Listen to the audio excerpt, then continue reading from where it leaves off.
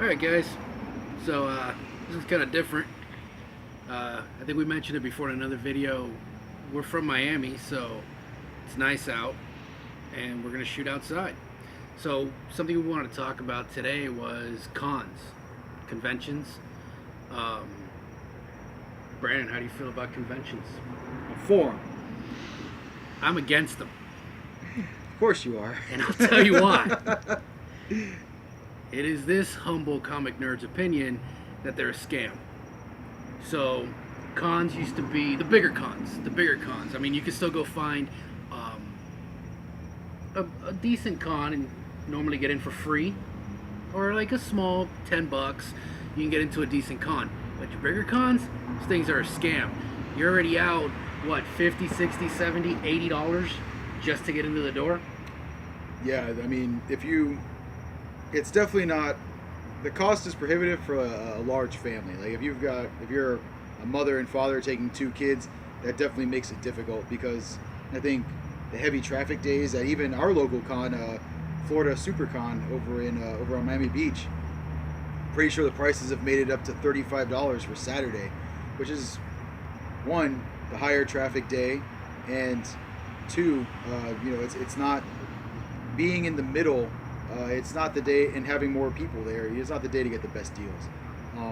But as I said, for them. And while there are negatives of Comic Cons, there are also positives. Let me finish my point here. Well, no, your point is that they're too expensive. Well, and I'll tell you why though, because you're paying to get in first off, right? That's like paying to get into the mall, right? Well, somebody rented the convention center, so it makes some sense. You're paying to get in. Well, it's not like they're hosting these vendors and they're not hosting these people for free, right? They're making money off of them too. Right. No, right? Yeah, so they are, true. right? Yeah, that's true. So you're paying to get in. You're paying to get into a place that you're going to go spend money in, right? This isn't Disney World, right? This isn't something that is going to be generally a pleasurable experience, especially if it's your first time. If it's your first time, it smells. It doesn't smell. It smells so bad. All right, Alan. Jesus. It smells so bad. Some of them smell. Baby smell. It smells Jurassic Park over here. Dude, it smells like hamburgers. And they don't even serve hamburgers in there. Yeah, they do. They definitely serve hamburgers. That's terrible. So, I understand what you're getting at, and I can see how it's a major concern for a decent percentage of the population. To be fair, but like if you go, you're going to see things that you may not see, and I understand the internet makes a lot of things more accessible now, but if you go on to the internet to buy books, you're paying internet prices. eBay is the market driver for comics. So going here, these guys paid a premium, somewhere in the neighborhood of $300, maybe less, maybe more. Especially if they decide to get more than one spot on the convention floor. But the ability to enjoy the show is what you make of it. You're gonna get to meet some creators that you never would have met before. You might be able to meet some voice actors, actual performers from shows and movies that you know and love. Especially if you're a Doctor Who fan, Jesus. And if you like Power Rangers and wrestlers, guaranteed. I know I've said this multiple times, but it was the most recent one in my life, so I keep coming back to it. But at MegaCon last year, the kids that played Dustin and Lucas from Stranger Things were there. And they were doing like a big round of cons last year. So if you're into that kind of stuff and you want to meet these celebrities, it's an opportunity to do that. The costs in a lot of cases are prohibitive for meeting the celebrities. Meeting creators of comics is usually much cheaper. Except Neil Adams and Stan Lee, who's not coming to cons that much anymore. But I mean, that's different. But Neil Adams charges an arm and a leg. Thinks he's Stan for what, like, compared to other people. But I've heard great stories about Chuck Dixon, writer for some DC books in the 2000s. great run on Birds of Prey. He signs for free. Like I've heard of somebody bringing him an entire run of Birds of Prey, and he signed the whole thing for free. Now, maybe that's not proper convention etiquette if other people are in line trying to get books signed, but he's willing to, so why not? I met Dan Slott down here at Magic City Comic Con at the Airport Convention Center? Yeah, the Airport Convention Center back in 2015, I want to say it was.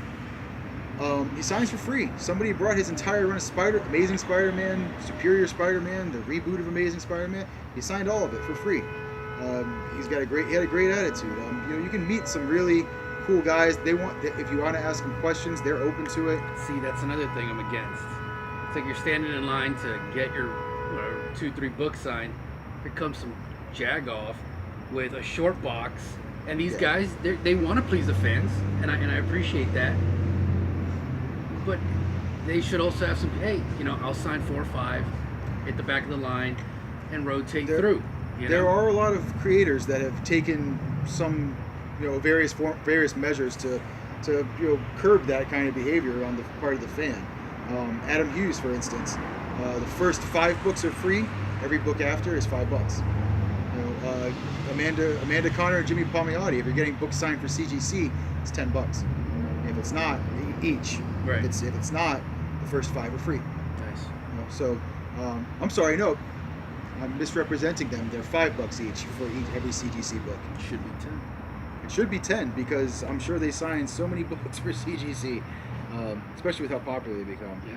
But so to keep the conversation rolling, one of the things that I really like about conventions is not cosplayers. That's actually Sergio's point. I don't dislike cosplayers. I'm neither for nor against. But I know Sergio has a problem with a particular subset of the cosplay group, and that is celebrity cosplayers. You're not a celebrity. You shouldn't be treated like a celebrity. You're a cosplayer just like everybody else. Great.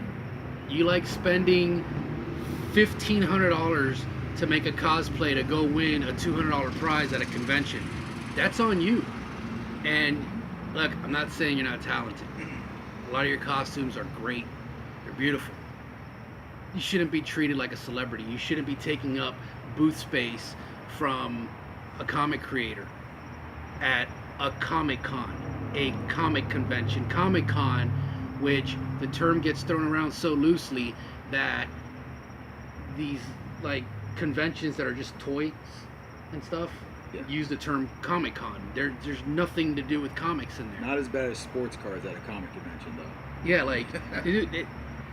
I'm going to use SuperCon as an example. Most of their floor space is taken up by T-shirts. People selling T-shirts, people selling bootleg anime merchandise from China, cosplayers, and then a good 65% of the floor is celebrities, right? They kind of line the walls all the way around. Yeah, and then they've just kind of segregated. Yeah, and then wrestlers, but that's cool. I'm okay with that. Well, because they're wrestlers and they're awesome. I love you guys. My response is, I'm not, like I said, neither for nor against cosplayers. I'm not going to rag on them. I'm not going to build them up or anything. As far as their effect on the comic convention scene, yes, some conventions are mistakenly referred to as comic conventions because there are a couple of comic dealers there. But it's mostly other stuff, collectibles and toys and cosplayers and T-shirts and stuff. And I have an issue with that. However, I would say that by the same way that a lot of comic stores have managed to survive by, having Friday Night Magic and stuff like that, by having comics piggyback on cosplaying's popularity in certain circles, it gives the people who put on the convention more opportunities, or more justification rather, to have conventions in smaller or less populated areas rather. So by having something for comic people and something for cosplayers, you can have a Daytona Beach Comic Con that is legitimately in the gymnasium of a very small college. I've been there. It's a very they've expanded to the full gymnasium now. When I went a few years ago, it was half the gymnasium, and the girls volleyball team was playing on the other side of the gymnasium. But I got my first appearance of Death in Sandman #8 at that con, so worth it. So as far as cosplayers go, I've seen some great things with cosplayers. I think it's great when parents let their little kids make a costume, and then they go to the thing and they go to the con and they get to compete in the costume competitions. There's some really cool stuff. And then like he said, the costumes look great. One of the things you'll hear me say constantly about comics is it's art. It's the creation of something from nothing. And that's what cosplayers are doing. They're making these really beautifully detailed costumes from nothing, and I won't begrudge them the fact that that's an art. Especially in a time when not Deadpools. There's too many Deadpools. Not Deadpools. Stop buying your costumes on eBay. There's no need for 4,700 Deadpools to be walking around a con. Also, if you're dressed as Deadpool, it's not licensed to act like a jerk and then be like, no, stop. If you want to cosplay, go cosplay something good. Buying some Lycra and putting on some plastic ninja swords. You're so sour. Dude, man, I'm telling you, it irks me, bro. No. I want to go to a con and I want to buy some comics, but I can't. Because I got to wade through an ocean of Deadpools. Conversely, never enough Boba Fett's. There aren't ever any Boba Fett's. I don't know what you're talking about. I see Boba Fett's every convention. There's never any Boba Fett. I've never seen a Boba Fett. I saw somebody. I'm not even a big Doctor Who fan. I'm familiar with Doctor Who, and I've watched a lot of the shows and episodes, especially when I was younger. Not so much now. But I saw somebody go as a Dalek, in a full cardboard Dalek. That's not a Boba Fett. Yeah, but I'm just saying, there's some cool shit. There's some really cool shit out there. The one thing I'm sick of seeing, as far as cosplayers go, is the Japanese characters. If you make some crazy Final Fantasy-esque yellow costume, and then the next day you wear some crazy Final Fantasy-esque blue costume, and your hair is spiked to the left instead of the right, it's not that impressive. Mix it up. I've seen some great cosplayers online. I saw somebody do on Instagram, actually. They did some Last of Us from PlayStation, the video game, and they did Joel, and they photoshopped the pictures onto landscape pictures from Chernobyl. That's cool. So it actually looks really good. So yeah, there's some great stuff. The guy had the beard; it was perfect. But yeah, neither for nor against cosplayers. I acknowledge that they bring a benefit to the conventions that I enjoy. So I won't begrudge them their right to be there. Yeah, it's just I think it's just part of the equation at this point. I understand the problem with celebrity cosplayers. I understand if somebody came up to me and said, I have anxiety because I have to make a new costume for a different con every 2 weeks. That's your problem. That's your choice. You don't have to do that. So I'm not gonna give that any attention. But you had one more point you wanted to get to, right? Well, so I'll make the next point then. So you get to go to a con, and not only are you seeing creators that you wouldn't see otherwise, but you also get to see books you may not have seen otherwise. It is, the prices are marked up. The dealers are marking up their prices because they're getting scammed. Because they're not just because they're getting scammed, because of haggling. Shoppers, and you will learn this as you spend more time at cons and you're interacting with dealers and you see other people interacting with dealers more. That's not the final price. The sticker on the book is 95% of the time not the final price. Even books you pull out of the short buy, not the wall books, you can always negotiate those. My House of Secrets 92 first Swamp Thing was priced at $300, and it was the end of the day at the con, the last day on Sunday, and I think I negotiated the guy down to $175. So, and it's not in bad shape. It's like a 5.5. Um, but so I had never even seen a House of Secrets 92 in person before. I mean, not that I love Swamp Thing. I definitely wanted the book, but I didn't really think about going to get it because I was like, oh, it's first appearance. But not only that, I've seen guys with Detective 27 at cons, and I can't afford it, of course, but like you get to be in the vicinity of Detective 27. Like you can actually like look at the book, admire the details and stuff in person, and it's like it being in the company of greatness. Like it's the first appearance of Batman. But on a lesser scale, less grandiose, the chance to buy books that you may not otherwise be able to get, because like we said, multiple times, I'm pretty sure at this point, eBay is grossly marked up. Auctions are really the only ones that end fairly, and all it takes is two guys to make those ridiculous. But at a con, the books are sitting up there. Not all the boxes get looked through. You might find something, and you can always negotiate it. I've had $75 worth of books that I paid $45 for. It's $75 in sticker prices, not like Overstreet or anything. But they mark the prices up because they know people are coming to haggle. So don't be afraid to haggle. If you see a book you want, don't be afraid to put in an offer. I mean, don't offend them. Don't don't be a jerk. Don't offer 10 for a $40 book. That's messed up. But from going to cons a lot in Florida, I've learned. I actually there are a few dealers that come around to these shows that that recognize me, and I recognize them. I mean, I think I've only been to one show in the last 2 years, so maybe not right now.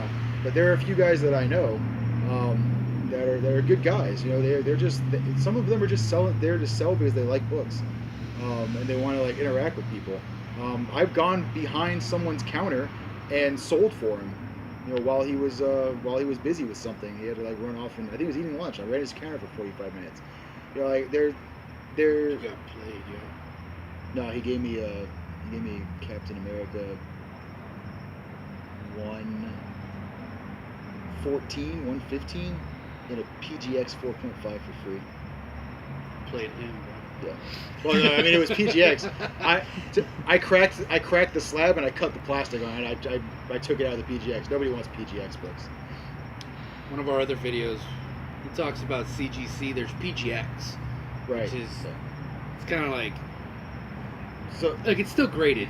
Yeah, right. But it's not as respected. CGC has more clout in the industry, and now there's CBCS, which are some former employees of CGC. But I mean, the only place that has in this conversation is the grading companies will come to some cons and they'll witness your signatures and stuff.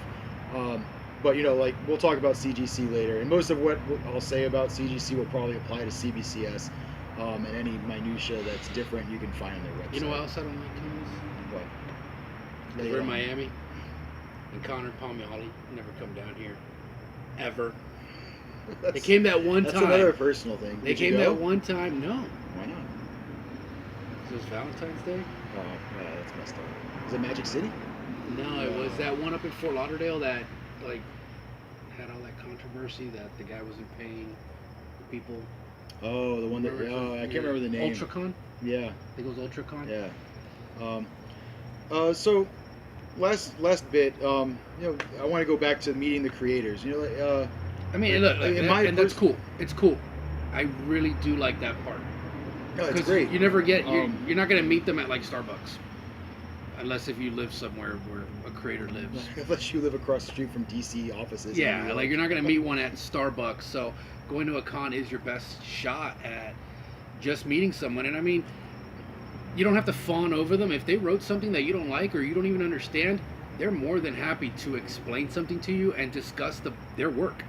Because that's their livelihood. That's what they love to do. So if you got a problem with a story arc that Tom King wrote, you can voice your opinion and he'll talk to you about it. I actually went to a con and Howard Chaykin was there. Howard Chaykin, he actually wrote the first Flash TV show from the early 90s that bombed. And he'll talk to you about it. But I met him at a show. and he was telling me about Marvel back in the early '80s, and like how some people came in, and one guy was working for Marvel. I can't remember names at this moment, but one guy was working for Marvel as a teenager in high school, and he was skipping class to go work at Marvel. So then later on, while he was in detention, he was inking Iron Man, which is some pretty crazy, some pretty great stories to hear, like this inside stuff that you don't get to hear. And the guy before me that Howard Chaykin was talking to, he was talking to him about Civil War historians, people who write books about the Civil War. They're more than happy to discuss not just comics, but their other interests with you. He even made recommendations to the guy, like, oh, read these 3, 4, 5 books. I feel like you really enjoy them based on what you've told me. He'll have in-depth conversations with you, so much so that it distracts him from signing and sketching on your book. But it's a chance to get an insight into the industry, which if you become a really big fan like we've become, that's always. That's not something that gets written about a lot, So. And it's something like, I mean, if you do get a chance to go meet like a voice actor or like a TV personality or something, like this guy will talk crap, talk all the shit in the world, but I'm pretty sure he was chomping at the bit to meet Paige O'Hara. So like, it reminds you that they're still people, because you go to meet somebody that you see on TV, and then you're talking about, I don't know, fucking hockey or something. It's like you remember that they're real people. Yeah. I had, and it's not a Comic-Con, but there's a horror convention called Screamfest. I remember having a 20-minute conversation with Tom Savini about like everything. And this is a guy that I've seen on this big screen, and I admired his special effects makeup, and you just got to shoot the shit with him. And that's something that you can really do at cons. I don't like going to cons, but the experiences you do have at cons are pretty cool. They are pretty cool. I'll give you that. Yeah, I mean, last bit to finish off that point, and then I think we'll sign off. It's a chance to meet the big stars too. Like most even medium-sized cons will have a guest of honor. I met Stan Lee, Adam Hughes, J. Scott Campbell, Neil Adams. Met John Romita Jr. It's cool to meet these guys. I mean, especially in the case of like people who've been around longer, and it may be your only opportunity in some cases if they don't come to every show every year. But with that, if you have any questions about conventions, things, if you want some haggling tips, please hit me up. I love haggling.